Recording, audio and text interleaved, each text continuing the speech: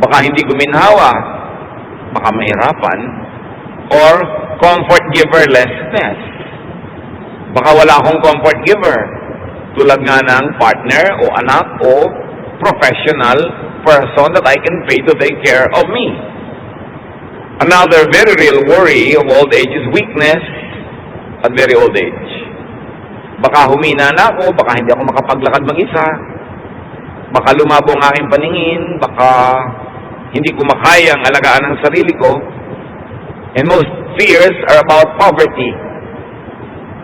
Baka hindi ako magkaroon ng sapat na pera para makabili ng gamot, makabayad ng nurse, makapagpa-hospital, etc., etc. But what does God say about old age? All throughout the scriptures, you will find verses whose central theme is this: don't worry about old age. Huwag mag-alala. Napakaraming turo, diretsahan man o hindi, oblique man o diretso, pero yun pa rin ang makukuha nating katuruan. In other words, don't be compelled to get married, to have children, to save too much just for old age use. In other words, get married if you're in love and you want to get married. Have children because you want to raise children, not only because you want to have children around you when you grow old. Don't always save too much just for old age to the point that you forget enjoying your life now. Now, why not be compelled to do all this? Bakit hindi kailangan pilitin ang sarili magkaasawa para sa pagtanda ay may kasama at para magkaanak? Because having a spouse does not guarantee having children. Kung mag-aasawa kayo, mga kapatid, doon sa mga wala pang asawa, para lang magkaanak, paano kung hindi kayo magkaanak? Anong gagawin nyo? Maghihiwalay kayo? Tatalikuran nyo inyong asawa para magkaanak kayo sa iba? Hindi nag-aasawa ang tao para magkaanak. Nag-aasawa ka dahil meron kang iniibig at gusto mo siyang makasama bilang partner sa buhay. Bonus na lang kung nagkaroon kayo ng anak. And usually, nagkakaroon, pero meron mga unusual cases na hindi nagkakaroon. So kung ang inyong dahilan para lang mag-asawa ay magkaanak, paano nga hindi kayo magkaanak? Hindi naman lahat ng nagkaasawa nagkakaanak eh. There are no guarantees na kung mag-asawa ka ay magkakaanak ka na nga. 2 Samuel 6:23, Michal, daughter of Saul, had no children to the day of her death.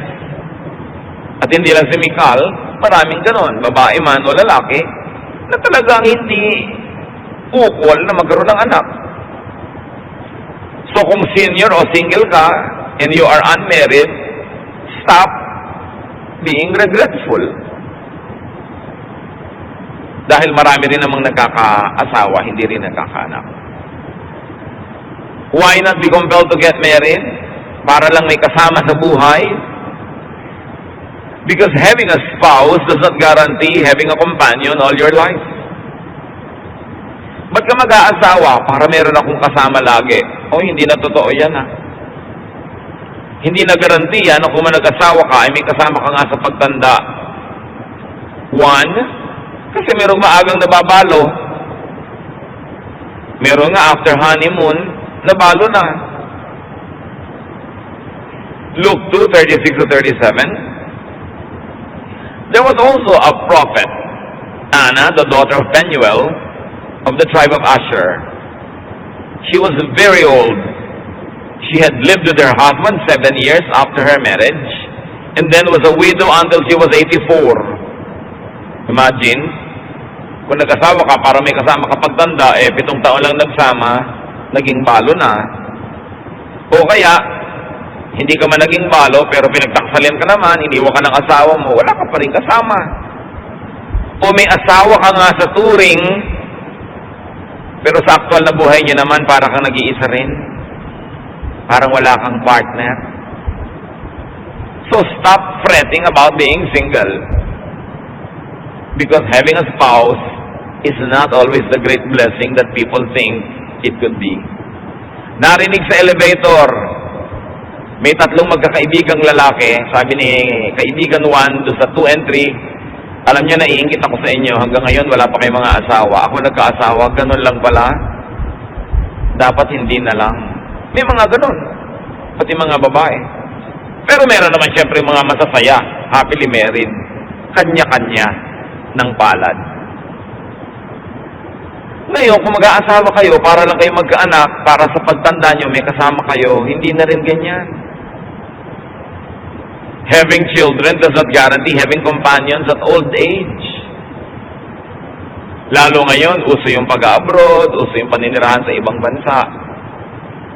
Misa nga, 5 anak mo, wala lahat eh.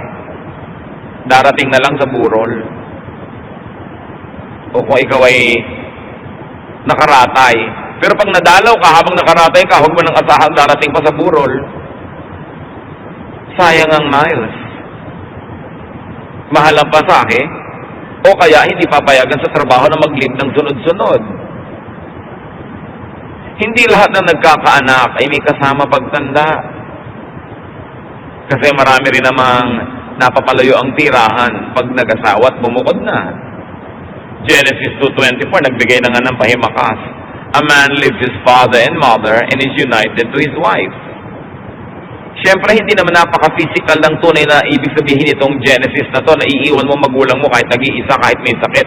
Ang ibig sabihin lang, psychologically, spiritually, may iba ka ng partner, yung asawa mo na, hindi yung magulang mo, kasi yung mga magulang mo sila yung mag-partner. Pero nangyayari rin physically na talaga yung mga anak natin, umaalis.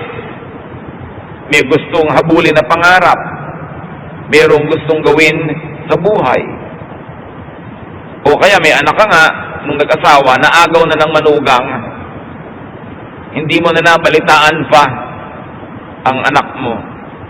O kaya very sadly, may anak ka nga, gusto mo magkaanak para may kasama ka pagtanda, pero nauna pa sa iyong sumakabilang buhay. Ikaw pa ang naglibing ng anak. O kaya, may anak ka nga, at buhay na buhay pero hindi mo maapuhap, hindi mo maasahan, para ka ring walang anak. Isa pa, huwag kayong magpipilitan magkaanak para lang magkaroon ng tagapag-alaga. Because having children does not guarantee having comforters or comfort givers. Hindi ko man nagkakaanak, gumiginhawa.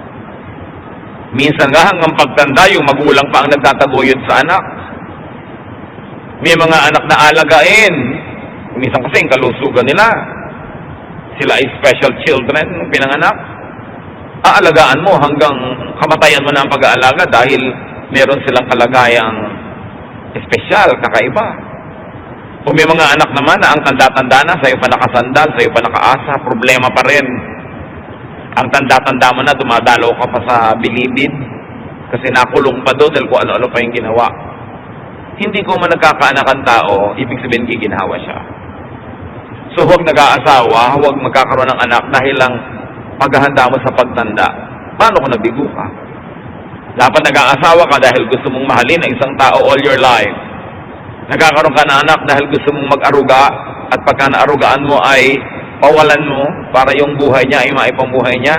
Hindi itatali mo sa tabi mo para ka lang niya laging intindihin.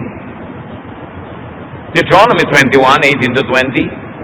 If someone has a stubborn and rebellious son who does not obey his father and mother and will not listen to them when they discipline him, his father and mother shall take hold of him and bring him to the elders at the gate of his town. They shall say to the elders, "This son of ours is stubborn and rebellious. He will not obey us. He is a glutton and a drunkard." So isa lang na mga biblical examples na maraming mga anak hindi pabagaan kundi pabigat sa magulang. Mag-aanak ka dahil handa kang mapabigatan din, hindi yung maiinis ka pag yun ang nangyari dahil ang inaasahan mo lang naman pala, kaya ka nagkaroon ng anak para ka guminhawa. Paano nga kung baliktad ang mag-anak? Having a spouse and children does not guarantee enjoyment of security and happiness. Kaya lagi kong idinidiin sa mga gusto mag-asawa. Bakit mo gusto mag-asawa? Para po ako mabuo. Aba, paano kung bawasan ka pa lalo niya nga pa pangasawa mo? At hindi ka nabuo, nabawasan pa. Nag-aasawa ka dahil gusto mong magbigay, hindi para gusto mong tumanggap o mabuo. Para kung nagbigay ka ng nagbigay, hindi ka ma-disappoint, handa ka. At ngayon, kung nabaligtad na ikaw pa'y binibigyan, edi bonus yun, nagpasalamat ka. Pero huwag yun ang asahan mo lagi. Minsan, sila pang pinagbubuhatan ng hirap at kapahamakan.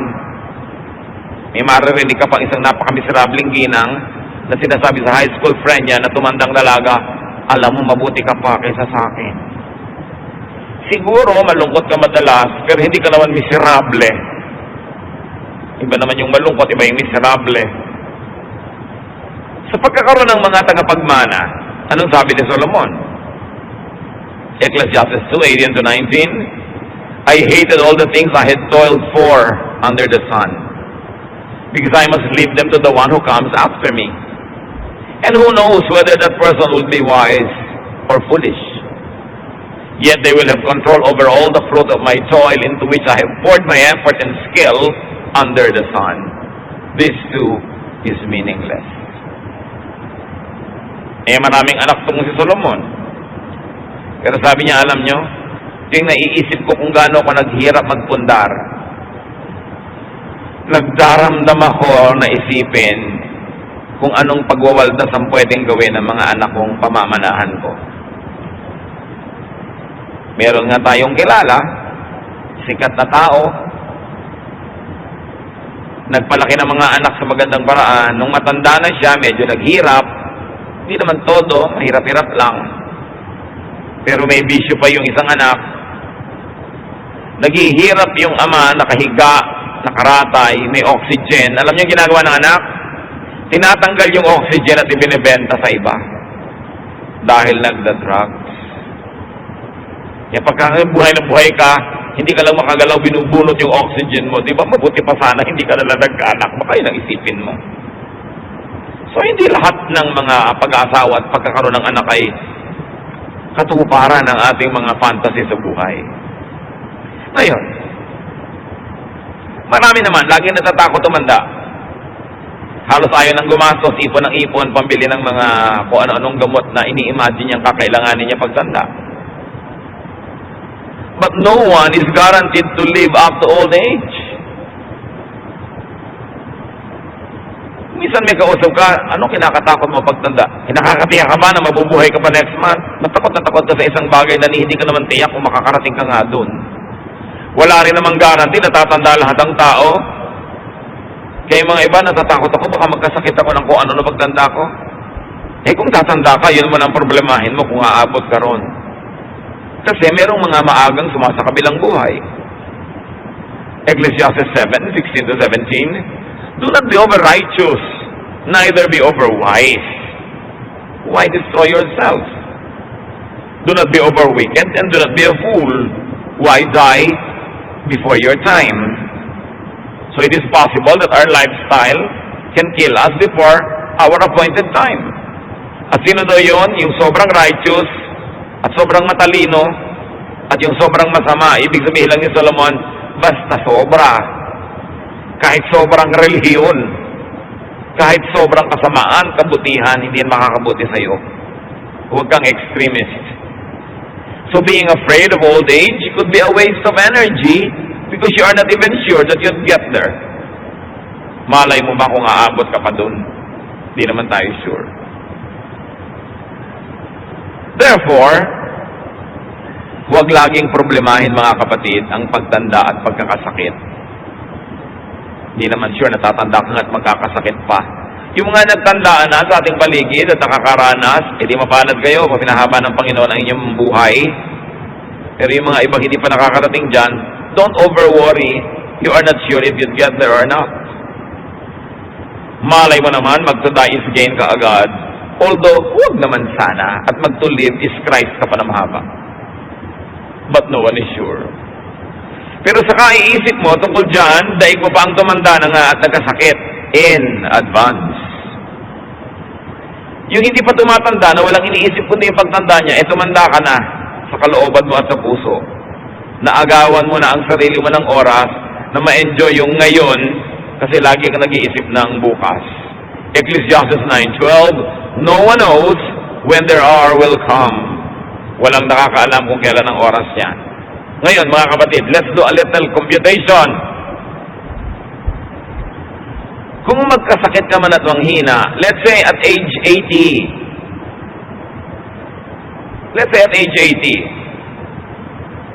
At let's say, at age 80, nagsasakit ka ng hina at inabot ka ng mga 2 taon na mahina at may sakit bago ka sumalangit.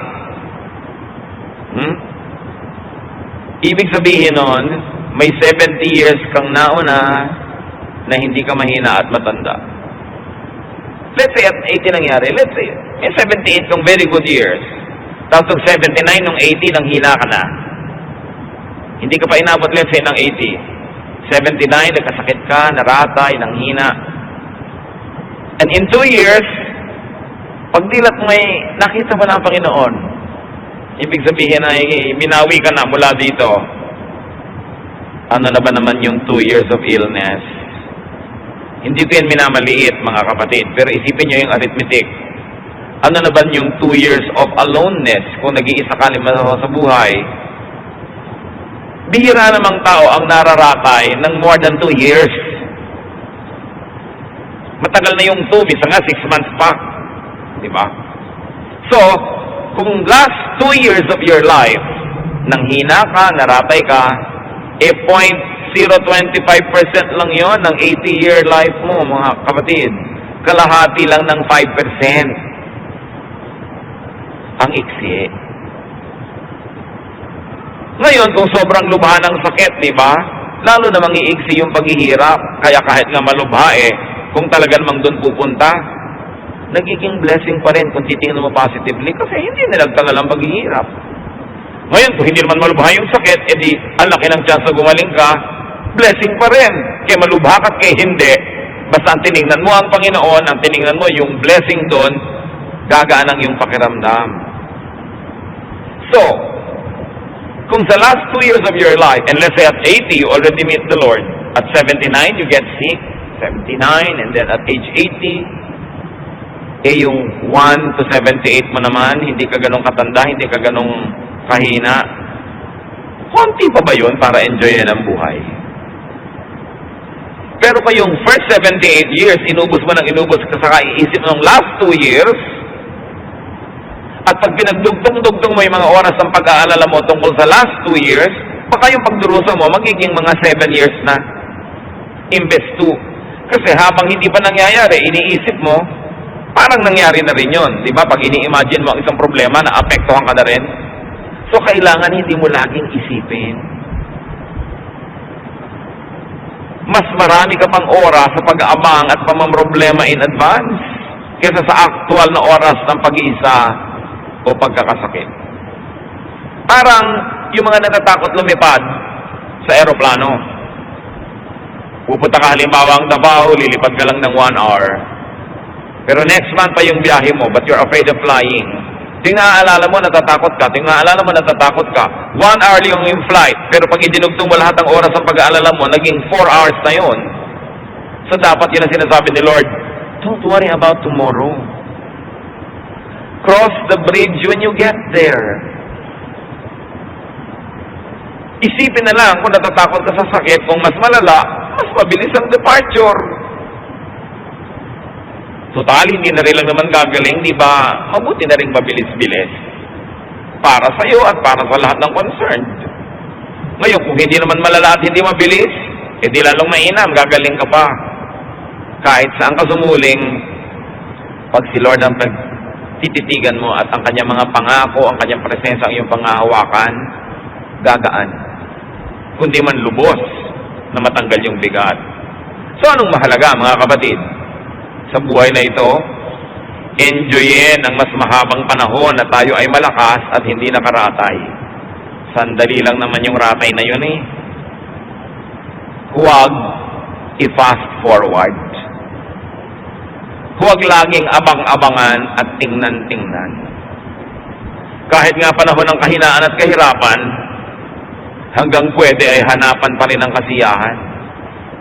Halimbawa, dumating yung oras na ikay malungkot, ikaw ay may sakit, ikaw ay mahina, ikay nakaratay, mag-imbento ka pa rin ng kasiyahan, kapatid. may maiimbento ka pa rin. Ang mahalaga, tanggapin mo ng maluwag sa dibdib ang anumang bagay na di mo naman kayang ibahin. Kung ikay asong nakatali, may dalawang asong nakatali, hindi naman nila malalagot yung tali, sino ang nasasaktan? Di ba yung laging pinipilit kumawala at umalpas? Kung may kadena ka na hindi mo naman kayang lagutin, well, una, lagutin mo kung kaya mo. Pero kung hindi, tanggapin mong nakakadena ka. Kasi tuwing hihilahin mo yung kamay mo, masusugatan ka lang at magdudugo. Lalo ka lang mahihirapan, di ka rin naman nakakawala. So, kung meron ka incurable disease, halimbawa,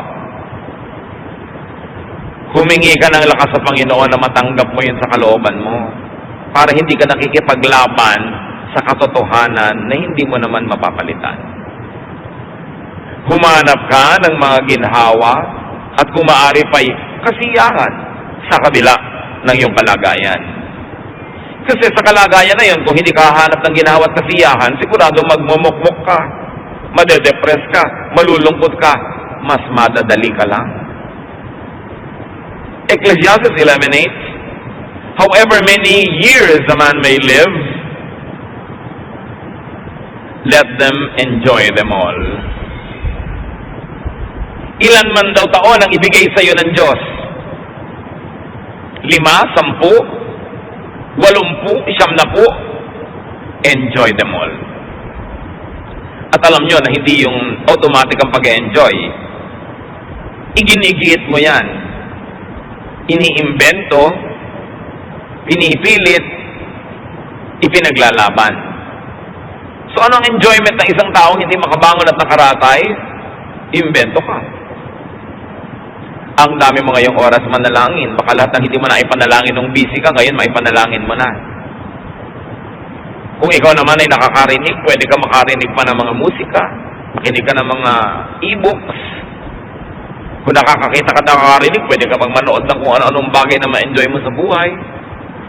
Meron ka ring ministry kahit na-paralyze ka pa because ang mind mo naman hindi paralyzed. You can think, you can pray. Some people can write, some people can paint. May kilala pa nga tayong babaeng ipinanganak na ang mga kamay niya hindi niya magamit talaga dahil may defecto. Aba, nagpe-painting pa siya ngayon. Paa ang ginagamit. At daig pa yung may mga kamay magpinta. Umimbento ng saya. Gumawa ng paraan. Nasa sa atin yan. Kung anong gagawin natin doon sa mga di naman natin kayang palitan o iwasan na naka-assign sa ating buhay. So saan man tayo naroong kalagayan, live well. Para kung dumating ang kahinaan, dumating ang pagtanda na hindi ka naging malakas, wala kang panghihinayang. Dahil nakapamuhay ka naman ng tama, ng maayos, at ng masaya. Kaya mga kapatid, huwag nating pipigilan o haharangan yung mga tao who are trying to have fun, who are trying to pursue their interests, their hobbies, their dreams. Dahil hindi naman natin alam kung gaano pa karaming oras meron sila para gawin yon. Hindi natin alam kung itong layas na tao na to na napakahilig mamasyal ay bigla na lang palang mapaparalyze. So habang nakakalakad pa siya, huwag natin siyang pigilan kung hindi naman masama ang ginagawa niya. At kung maaari pa nga, tulungan natin siyang tuparin ng mga gusto niyang matupad. Kasi hindi naman tayo nakakatiyak na mabubuhay siya ng ganung kahaba para magkaroon ng pagkakataong gawin ang lahat ng ginugusto niya sanang gawin. Kung gaano natin gusto na tayo ay makalaya at gawin ang mga gusto natin, ibigay din natin yung laya na yun sa ating kapwa. Lalo at meron tayong otoridad o impluwensya sa tao na yun. Gamitin natin yung otoridad natin para tulungan siyang palayain, hindi para siya ikulong. Napakahalagang hindi tayo nang kukulong ng kapwa. Na nandyan sila sa ating tabi dahil kusa nilang gusto, hindi dahil itinali natin sila dyan. They have only one life to live this side of eternity, and all of us must have the greatest chances at living our dreams. So maximize happiness and enjoyment. Gusto niyo maging handa sa anumang mga panahon na maaaring hindi na tayo pwede magsaya o hindi natin kaya magsaya? Ang paghahanda dyan, habang kaya nyo, magsaya na kayo. Parang bangko kasi ang ating puso. Magdeposito kayo ng maraming kaligayahan. Magdeposito kayo ng maraming kasiyahan. Para kung dumating ang panahon ng taghirap sa kaligayahan at saya, meron kayong pag-withdrawhan. Meron kayong mga alaala, mga gunita na magpapalakas ang inyong loob, magpapasaya. At pwede nyo pang sabihin, di bali nang hindi na ako sumaya the rest of my life kasi na-advance ko na naman lahat. At sapat na yon. Para ngayon ay unti-unti kong papakin yung mga nai-deposit ko na kaligayahan sa buhay. Kaya pag may mga tao nagde-deposit din sa kanilang sariling puso ng kaligayahan, huwag hadlangan kung hindi naman masama ang ginagawa nila. Maximize enjoyment, minimize pain. Huwag tayong umimbento ng lungkot. Huwag tayong magpahaba ng lungkot at drama. Huwag tayong maghinanakit, magalit. Huwag nating lagyan yung puso natin ng napakarami mga pait, hapdi at sakit. Kasi kahit hindi nyo sadyaing gawin yon, meron at merong darating sa buhay nyo na ganon. So kung meron at meron na darating na mga sakit at hirap kahit ayaw mo, bakit naman tutulungan mo pa yun at dadagdagan mo pati ko pa mismo ang maglalagay sa buhay mo ng mga pahirap? Yung mga nagtatanim ng sama ng loob, pwede niya naman patawarin na yan para matigil na eh. Maiba na yung daradaraman nyo, naiisip ninyo. Yung mga magulang na nagtatakwil ng anak, pagka di naman naghihingalo kayo, papatawag nyo rin yan eh. Magpapatawaran din kayo, di agahan nyo na para makapag-enjoy pa kayo magkasama. Yung mga gustong mag-enjoy, hayaan nyo na ngayon. Hindi kung kailan na sila na-paralyze, kung kailan na lugmok at saka nyo pa panghihinayangan ng mga nawala mga chances. You don't know what the future holds. So whenever you have the opportunity to make yourself happy, to make other people happy, do so. Because life has many dark days ahead, whether you like it or not. So why invent darkness when actually today is bright? Bakit merong party, magagalit ka doon sa isang tao sa walang kakwenta-kwentang bagay, nasira na yung mood mo buong party? Merong family reunion, pinaghandaan nyo lahat. Gumastos kayo, tapos magagalit ka sa isang pinsan mo o kapatid, nanimangot ka na maghapon. Bakit mo dadagdagan ang mga pabigat sa buhay mo, samantalang marami namang kusang darating sa'yo kahit ayaw mo? You've got to minimize pain in your life and to minimize pain in your loved one's life. Pag hindi mo minamahal, halimbawa yung biyanan mo, alam mo ba na sinasaktan mo yung sarili mong asawa na anak ng biyanan mo? Bakit mo naman patuloy na sasaktan ng isang taong mahal mo at nagmamahal sa'yo? So sabi mo, kasi mahirap mahalin ang biyanan ko. Mas mahirap namang mapuot. Mahirap mapuot Mahirap magalit. Mahirap magmahal. Pareho lang mahirap, di magmahal ka na lang. Pareho lang naman nakakapagod. Nakakapagod tigasan yung leeg at huwag kang tumingin sa isang tao para mo siyang batiin. Nakakapagod ding batiin siya kuminsan, lalo't mataas ang pride mo. Pareho lang nakakapagod yan. Ang gawin mo na lang yung nagpapagaan ng loob. Yung nagpapalaya. Yung nagpapasaya. Kasi hindi mo alam kung kailan ang sunod-sunod at walang katapusan dating ng mga dagok ng buhay. So habang hindi ka dinadagukan ng buhay, huwag mong dagukan ang sarili mo. At huwag mo rin dagukan ang kapwa mo. Magpahinga. Do the most good. Kung gusto talaga nating paghandaan ng pagtanda, mga hirap ng buhay, you maximize enjoyment, you minimize pain, and do the most good. Do good and enjoy life. Kaya mga matatanda, huwag naman nating tanggalan ng kabataan yung mga bata. Batang maliliit, ayaw mong maglaro, ayaw mong kumilos. Bata nga yan eh. Sandali lang naman siya magiging bata at matagal siyang magiging matanda. So, do not rob children of their childhood. Do not rob young people of their youth. Siyempre, mga maiingay magtawanan, mga magagaslaw ko minsan. Ano mo gusto mo kumilos na parang 60 anyos? Darating din naman siya doon kung hahaba buhay niya at doon na siya kikilos at 60 anyos. Ngayon, 16 siya, 17, payagan nyo basta hindi masama. Huwag laging pigilan. Minsan ka lang maging bata. At mga kapatid, sandali ka lang maganda. sasandali kang mukhang ubas. Alam niyo na yung kasunod, di ba? And then all your life, mukha ka ng tiyampoy. So habang mukhang ubas ka, pag-enjoyin mo yung sarili mo. Kasi mawawala at mawawala yan. Kaya nga yung mga dating ubas na nagiging tiyampoy tapos gagawa ng paraan para magmukhang bata, nagmumukha namang manikin. Kaya habang bata ka, enjoy life. Basta huwag masama. Dumating mo ng katandaan at kahinaan, super panalo ka pa rin sa bottom line. Why? Kasi mas mahaba ang panahong bata ka at malakas. Sandali ka lang mahina kasi pag sobrang hina ka na, di ba, malapit ka ng sumalangit. Sandali lang yun. Mas matagal yung marami kang pwedeng gawin. Ecclesiastes 2:24, anong sabi ng pinakamatalinong tao na binigyan ng Diyos ng runong? A person can do nothing better than to eat and drink and find satisfaction in their own toil. Naka-emphasize yung own toil, ha? Mag-enjoy ka, magsaya ka sa bunga ng sarili mo pinaghirapan. Hindi sa pinaghirapan ng iba. Pero pag pinaghirapan mo, enjoyin mo. Meron tayo mga kilala, ang dilim-dilim ng bahay sa pagtitipid sa kuryente. Bumili pa daw ng mga bumbilya.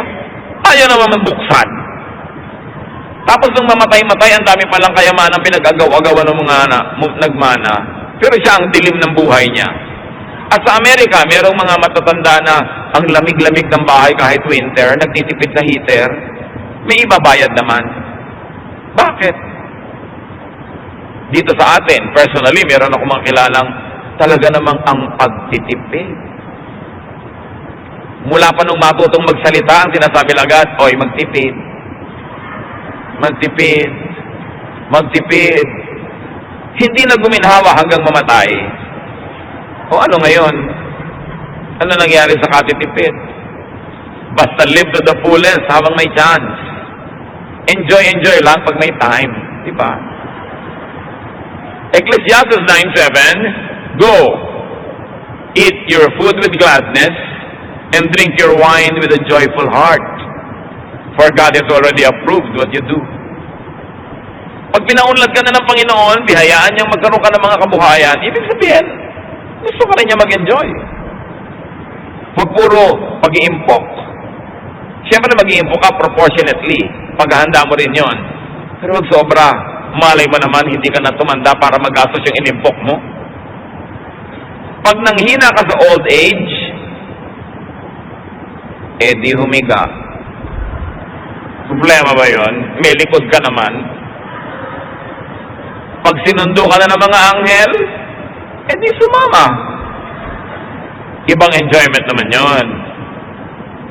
Huwag mong kalabanin yung kamatayan kasi lahat naman namatay. Si Jesus nga namatay, ikaw pa ba? Ang mga pharaoh sa Egypt, namatay. Ang mga emperor sa Roma, namatay. Wala namang nabuhay forever. Merong eternal life sa kabila. Pero para ka makarating doon, tatawid ka.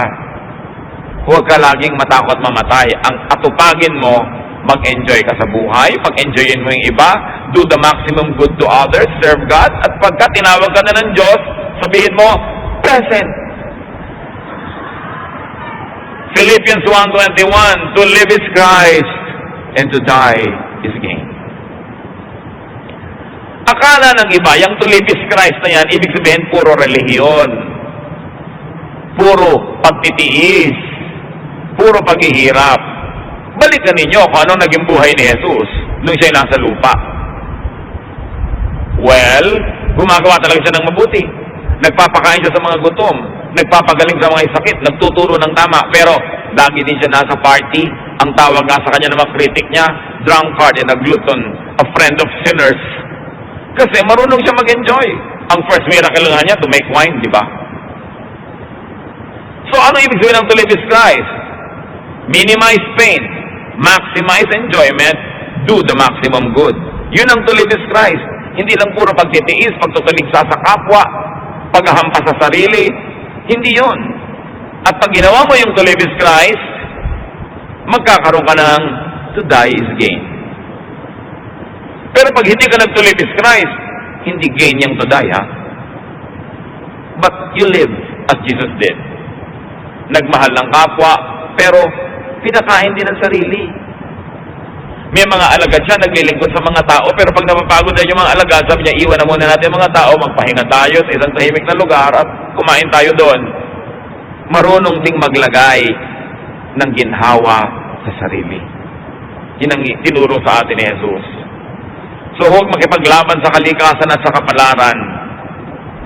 Do not contend with life's realities like getting old and dying.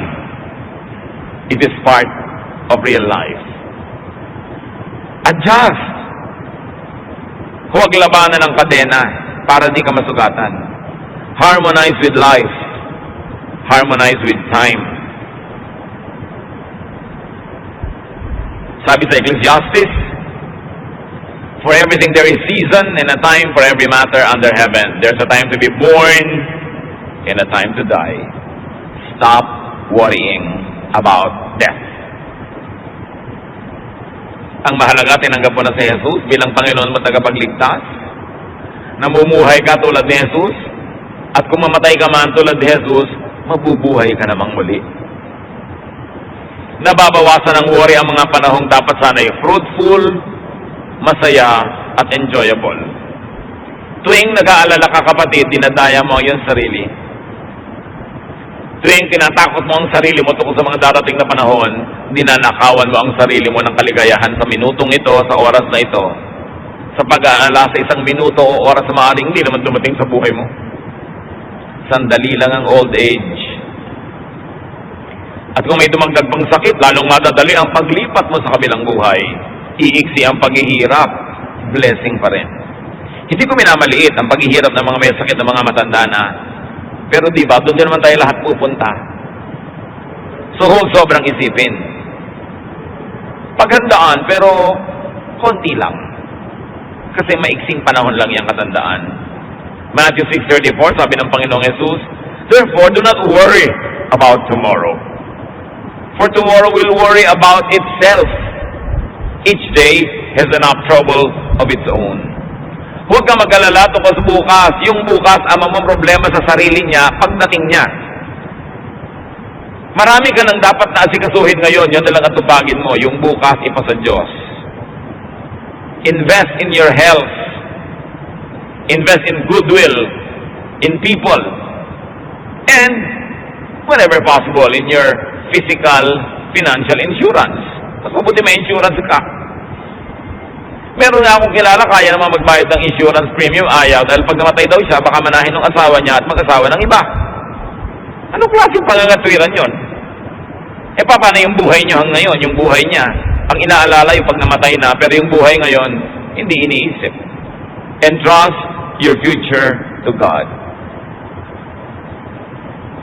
At manalangin, tulad ng sa Psalm 71:9, do not cast me away when I am old. Do not forsake me when my strength is gone. Pero siyempre, may dapat kang gawin para yung panalangin mo na yon, matupad yung sagot. At sabi ng Panginoon sa Isaiah 46:4, even to your old age and gray hairs, I am He. I am He who will sustain you. I have made you and I will carry you. I will sustain you and I will rescue you. Sinong kausap dito ng Diyos originally? Ang kanyang mga hirang. Pero hirang din naman tayo ng Panginoon. Because in Jesus, we are all children of God. So ang ganito mga pangako ay maaari nating angkinin. Ngayon, mabalik tayo sa usapan ng pag-aasawa. Of course, get married and have children. But if and only if you are up to it. Alam niyo sa mga mathematics, yung mga if na yan, mahalaga lalo kung double F, if and only if you are up to it.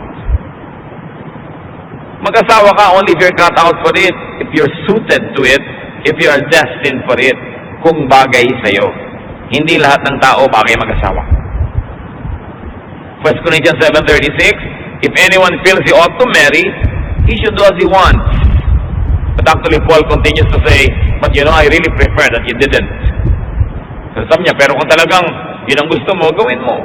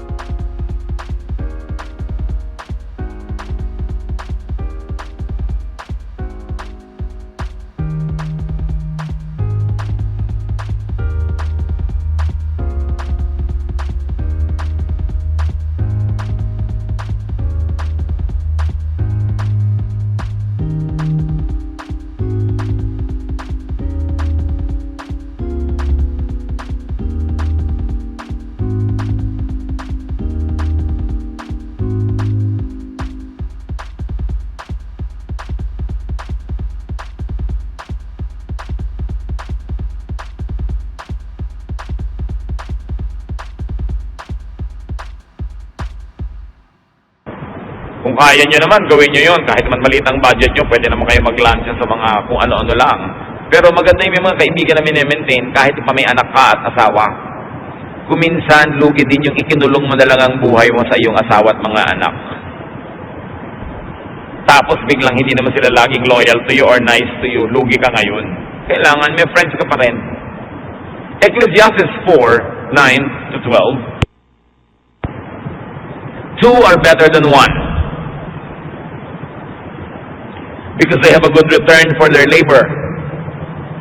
If either of them falls down, one can help the other up. But pity anyone who falls and has no one to help them up. Also, if two lie down together, they will keep warm. But how can one keep warm alone? Though one may be overpowered, two can defend themselves. A cord of 3 strands is not quickly broken. Maganda yung pag-explain ni Solomon kung bakit mahalagang may kaibigan. Lagi daw mabuting dalawa kayo kaysa isa lang. Pag natumba yung isa, merong aalalay, may dadampot man lang. At kung meron kayong kalaban, you can watch each other's backs. Mas mahirap gapiin ang may kakampi kaysa nag-iisa lang. So mamuhay tayo mga kapatid sa paraan na magkakaroon tayo ng kaibigan at ma-maintain natin ang kaibigan dahil maganda yung ugali natin. Laging mabuting may kaibigan. Proverbs 17:17, a friend loves at all times, and a brother is born for adversity. So get loved by a friend. Love a friend. Kaya may anak ka pa, kaya may asawa ka, iba na yung may kadamay ka. May sumbungan ka tungkol sa asawa mo o tungkol sa anak mo. Mga kapatid, walang kwenta yung may kaibigan ka tapos wala kayong ginawa kundi magpayabangan tungkol sa inyong mga asawa at mga anak. Hindi magtatagal ang friendship nyo. Pag lagi mong ipinagyabang yung asawa mo sa kumari mo, biglang naagaw na ng kumari mo ang asawa mo. Kailangan hindi na kayo nagpapa-impress. Boring na yung matagal na kayong magkakilala tapos wala pa kayong ginawa kundi magpa-impress sa isa't isa. Relax. Admit, accept your imperfection, and accept and admit also that others are imperfect. Nakakapagod magpa-impress. Dapat kung nagpapa-impress ka sa tao, sa job interview lang yan, o sa first few days of your acquaintance, and then tanggalin mo na yung mga maskara at magpakatotoo ka na. Kung ayaw niya sa'yo, magkaalaman na kayo habang maaga para huwag kayo magsayang ng oras. Maghihiwalay din lang naman kayo pag nagkakilala kayo ng totoo. So magpakilala ka na agad ng totoo. Kung ayaw niya sa'yo, well, sorry, you both lose. Genesis 2:18, the Lord God said, it is not good for a man to be alone.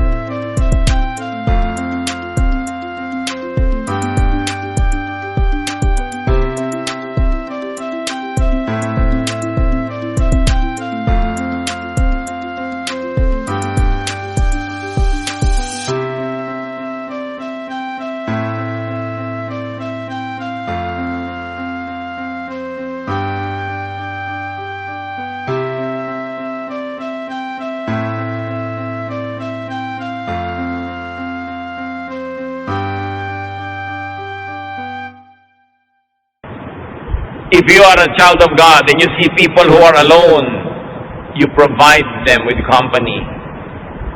That's part of your Christian love. You invite them into your home. You visit them when they are sick. You help them in their need because it is not good for a man to be alone. Kung hindi ka nangangailangan ng damay, ibig sabihin you are sufficient, ikaw naman ang dumamay sa iba. And brothers and sisters, allow people to be together. May mga magulang naman, sila pa ang hadlang sa married life ng kanilang mga anak. Pinagkaaway yung anak at yung manugang. May ganon. Nag-asawa na yung anak nyo, hayaan nyo silang mag-enjoy sa kanyang marriage, huwag kayong laging maging issue, huwag kayong laging pumagitan sa anak nyo at manugang nyo dahil ang partner nyo yung asawa nyo, hindi yung anak nyo. So pag ikinasal na sila, luwagan, ibigay dun sa asawa, huwag ipagkait. Kailangan payagan nyo silang mag-enjoy together dahil minsan din lang silang mabuhay. At hanggat hindi masama ang ginagawa ng mga tao, ipagbunyin ninyo kung may nagmamahalan, kung may magkaibigan, kung may magka-partner, basta hindi masama.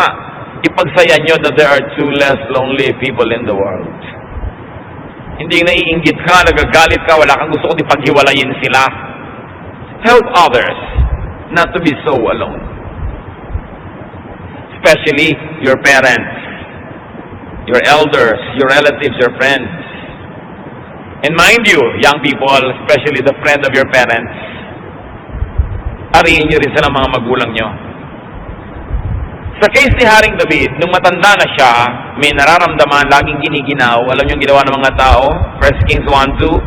His attendant said to him, "Let us look for a young virgin to serve the king and take care of him. She can lie beside him so that our Lord the king may keep warm." Nakita niyo ang kanilang pag-aalaga doon sa matanda, binigyan pa ng katabi para uminit ang kanyang giniginaw na katawan. Magkatanda-tanda na noon ni David, pero inaalagaan pa rin nila. Ngayon, mga lolo't lola dito, huwag na kayong umasa na bibigyan kayo ng mga dalagita at 15 anyos ng mga tao sa paligid. Hindi naman kayo si Haring David. Pero, ibig sabihin lang, kung ano yung substitute, kung ano yung pwedeng ibigay.